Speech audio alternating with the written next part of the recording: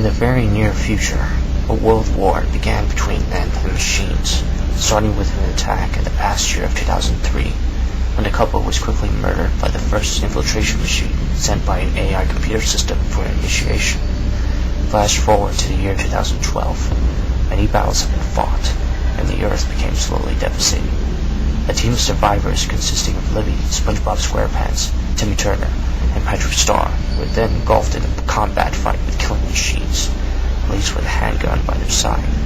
The survivors triumphed against the attackers after close calls, but the battle wasn't over yet. Nearby reinforcements arrived to help defend the survivors in the area from more incoming machines and Terminators. Cybernetic soldiers and the AI computers benefit against humans. The reinforcements, Krusty Krabs and Squidward. Krabs was escorting heavily injured Libby to safety, but SpongeBob, while Squidward helped alongside Timmy and Patrick with weaponry. The battle ended on a dangerous impact as Timmy and Patrick retreated, but Squidward angrily tried to blast a single Terminator himself, then ends up with a run in the wrong way towards Jellyfish Fields without knowing. Under a desert rock, at the Resistance bunker, most of the team minus Squidward, who was considered missing in action, discusses new plans of battle and patrolling field locations.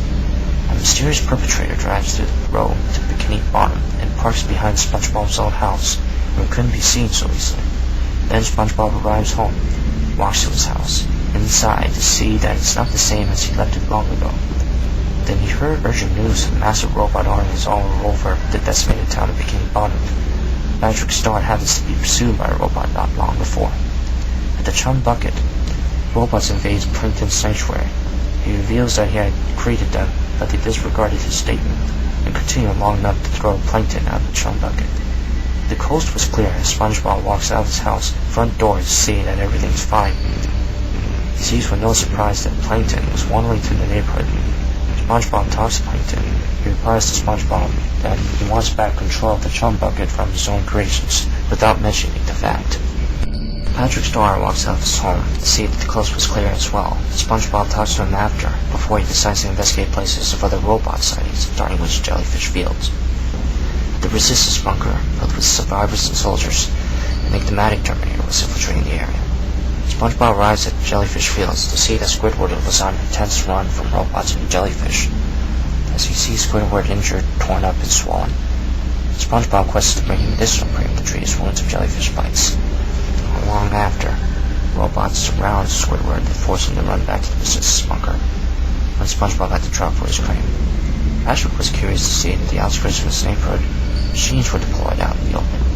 As he's about to spy on them, the Rattler robot captures Patrick and dumps him at Jellyfish Fields. This prompts Krusty Krabs to notify SpongeBob using communications equipment about Squidward returning to the bunker when they had no choice but to run. Then Patrick was now missing. Krabs particularly received the news from Jimmy Neutron. The other survivors, Libby and Timmy, along with Carl Weezer, began to trek across battlefield areas for patrolling, as instructed by Krabs. SpongeBob slowly succeeds in rescuing Patrick in time at Jellyfish Fields. Both of them return back to the bunker safely. SpongeBob then returns to his neighborhood, just pondering long and hard about what happened to the whole world in the past, before the horrible war. Along with his pet snail Gary, SpongeBob decides to come back to the bunker. While this was happening, the team patrolling the battlefields thought they should discuss with SpongeBob about the status of his neighborhood as they approached his house, after SpongeBob is long gone. A new battle begins when flying machine units and Terminators broke into the bunker's perimeter, prompting Krabs, Squidward, and Neutron to participate in the fight. The team of patrollers tried to notify the lieutenant or Krabs about where could SpongeBob be. Both Krabs and the lieutenant were too busy fighting off the machines in battle in the perimeter. Krabs and Squidward were killed in action, leaving Neutron intact for some reason.